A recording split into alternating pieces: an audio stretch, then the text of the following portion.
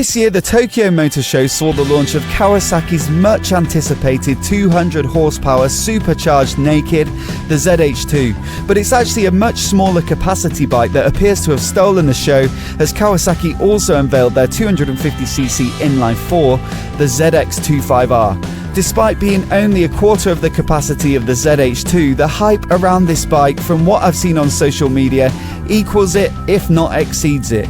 So in today's video, we're going to take a look at why. The headline spec for the ZX-25R is its 250cc inline 4 engine, which in and of itself will be a huge pull for many small capacity bike fans. Inline 4s aren't really a thing anymore in the smaller displacement market, with the majority of bikes using a single cylinder or parallel twin and built to a budget for new or younger riders.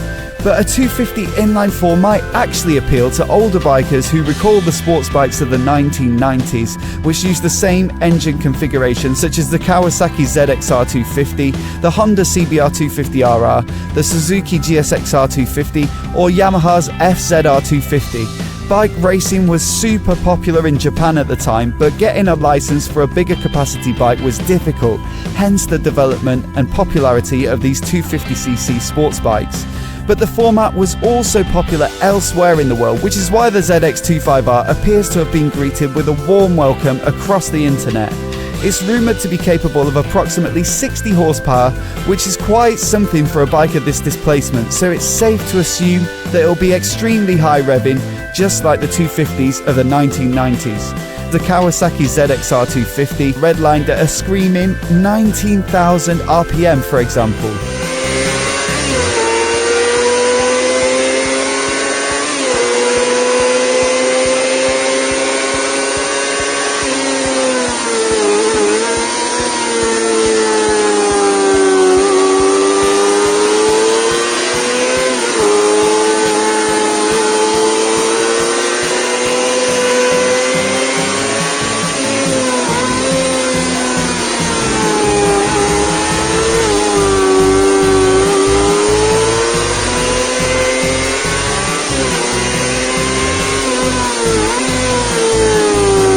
And therein lies some of the appeal of the 250 inline 4.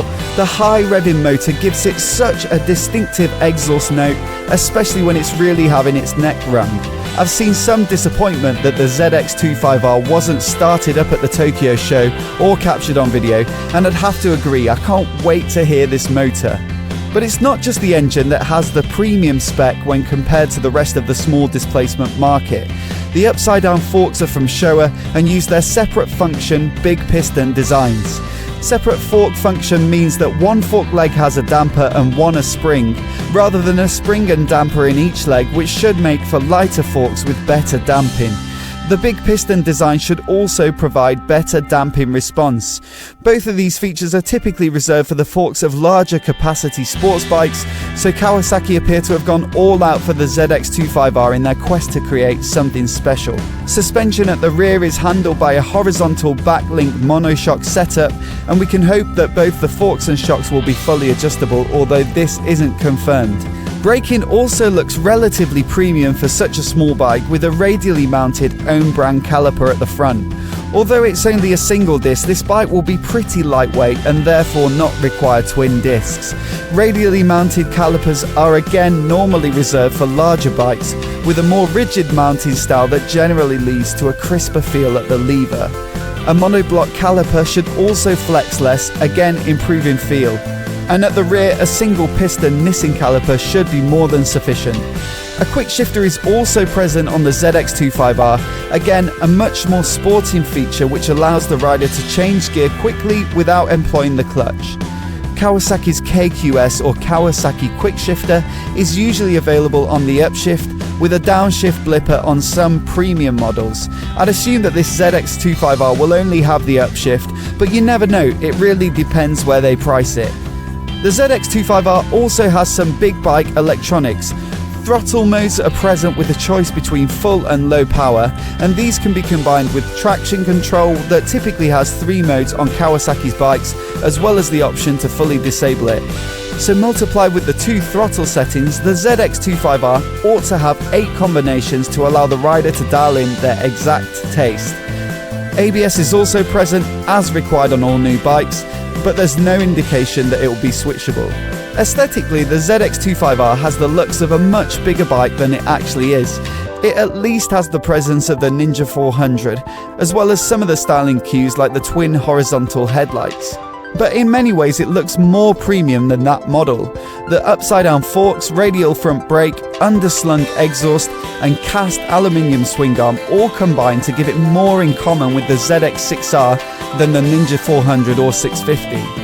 It looks lean, angular and mean, and it will definitely appeal to anyone who likes the Kawasaki aesthetic, especially in the green colourway shown here. From all the indications I've seen already, it appears as though this bike has been developed with Indonesia specifically in mind. It was spotted testing near Kawasaki's factory there multiple times this year, and there are no videos about this bike on the main Kawasaki YouTube channel, yet the Kawasaki Indonesia channel has 2 already. It was also absent from the Kawasaki press release and media site in the UK, which did publicise bikes from the Tokyo show like the ZH2 and updated W800. Indonesia makes sense though, they have huge taxes on higher displacement bikes, so this could be a way to offer a premium Kawasaki sports bike to Indonesian riders without costing them a fortune in running costs. But as for whether it will make it to the UK or US, Kawasaki have said it's a worldwide model, but they're yet to single out individual countries. There certainly seems to be some demand for it if the comments on my videos are anything to go by, but only time will tell. If it does make it to the UK, expect it to be priced above the £5,500 of the Ninja 400, owing to the fact that the spec is of a much higher calibre. But it'll almost certainly be less than the £9,500 of the ZX-6R, so my guess is somewhere in the middle. What do you guys think of this ZX-25R? I always enjoy reading your take in the comments. It looks awesome to me, especially as I'm too young to have experienced the 250cc inline 4s of the 90s, and it's always cool to see something new and a bit out there. Much like Triumph building the 2.5 litre cruiser in the Rocket 3, a 60 horsepower 250cc bike is something that Kawasaki didn't need to build, but they've gone and done it anyway.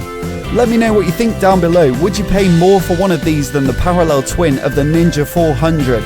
And if you're new here and you want to see more videos like this, hit subscribe and I'll see you next time.